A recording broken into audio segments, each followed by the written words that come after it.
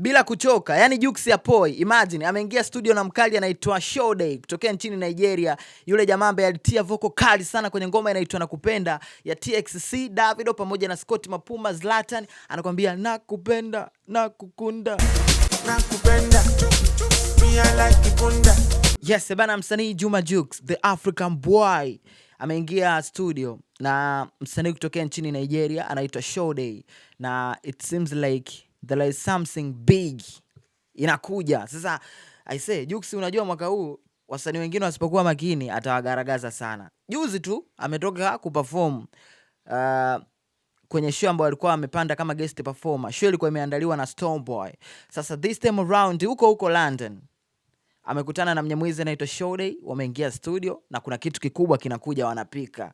Mwaka huu aise Jux my brother. That way hatari sana. Sasa kiukweli hii imekuwa pia ni taarifa njema, na kuna hii hashtag anapost sana Jux inaitwa Body and Sex, lakini pia naona ni kama anawa challenge baadhi ya wasanii. Juzi nilimuona alimchallenge Mr. P wa P Square, akasema hiyo siji Body and Sex again. Pia nikaona Stonebwoy mwenyewe kutokea Ghana, Body and Sex again.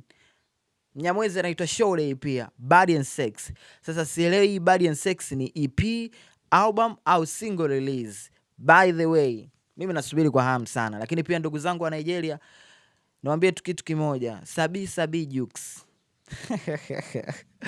Bana, mimi nawapenda sana na wakubali sana, lakini pia mwaka huu tutarajie mengi makubwa kutoka kwa Jux, kwa sababu tunaona mwangaza wa kile ambacho anakifanya. Mshikaji ana hustle pia, licha tu kuwa sasa hivi ni msanii namba 1. Sitaki kutaja ni wapi, lakini nyewe wenyewe nafikiri mnaelewa kwa jinsi anavyofanya makubwa sasa hivi kwenye taifa. Mimi nimemaliza, nisije nikaongea sana, nitaharibu taswira ya Tanzania na Nigeria itakaaje. Msije mkaanza kusema tena ile hashtag yenu ya free nani, staki.